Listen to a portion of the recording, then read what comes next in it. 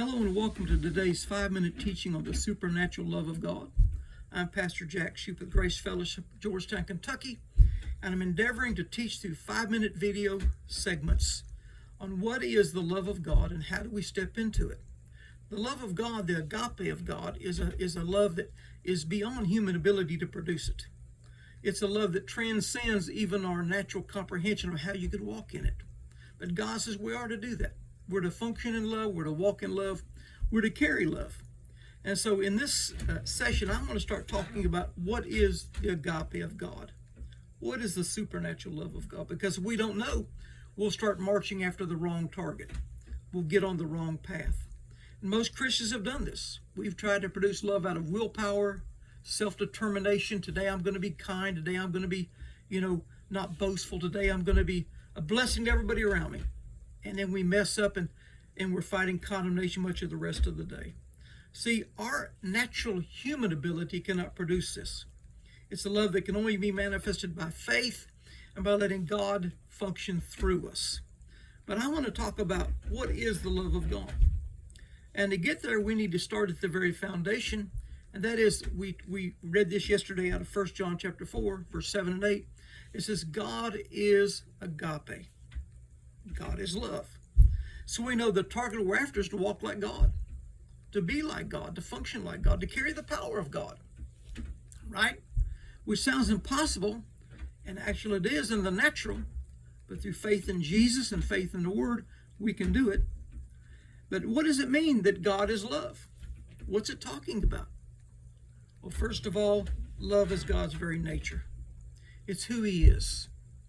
Everything God says, everything He does, everything He creates is birthed out of a motivation of love. He wants the best for His created people, for His creation itself. He wants the best. Now understand, man disobeyed God and the curse was released on the earth, but God, to reverse this, out of love sent Jesus. He so loved the world, He gave His best seed, His only begotten Son, to redeem us from the curse. So God's very nature is that of love itself. And through the born-again experience, we can have that very same nature. In fact, we will have that same nature. The second attribute of God being love is His characteristics. It says in Galatians chapter 5, the fruit of the Spirit is love singular, but it manifests outwardly as joy, peace, long-suffering, gentleness, goodness, faith, meekness, temperance. And it says, against such there is no law.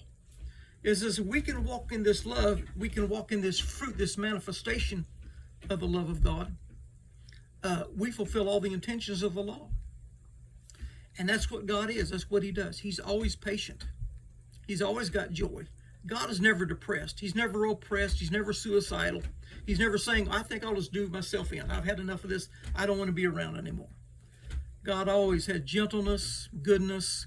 He's a God of faith. We could go on through all the fruit of the Spirit. It's who He is. And the third attribute of God being love is it's the power He functions in. God's releasing anointings. He's releasing power in our lives, through our lives on the earth, that are manifestations of His love. The healing power of God He releases to do miracles is a manifestation of love itself. And He wants us to walk in these same manifestations. So we see here that God is love. It's His nature. It's His character. And it's the power He functions in. And we have that same ability. See, when you're born again, you receive the nature of God. And once you're born again, you have a responsibility and assignment to mature spiritually, to let what's on the inside of you get to the outside. And we're to walk in this fruit of the Spirit, right?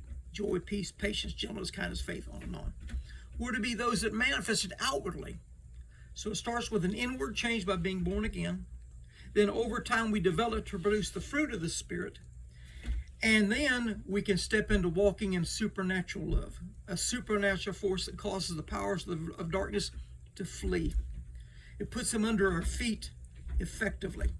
The power of love brings in God's supernatural harvest with nets instead of hooks and lines. And God's calling us to be those that function in this. Now, in closing for today, I want to say this. You can't function in the fruit of love without first having the nature of love. If you've not been born again, you can't produce the fruit of the Spirit because you got the wrong internal foundation, and you'll birth the wrong things, and you'll birth it out of the wrong motivations. You first got to give your life to Jesus Christ as Lord and Savior, be born again. God gives you the nature of love, and out of that, then we produce fruit of the Spirit as we develop. And then we're to walk in the power of God, and you cannot walk in the supernatural power of God without first having the fruit developed in your life. It starts with the love nature, the love fruit, and then the love power release. And we'll be teaching in the following messages just how do we do this. Be blessed.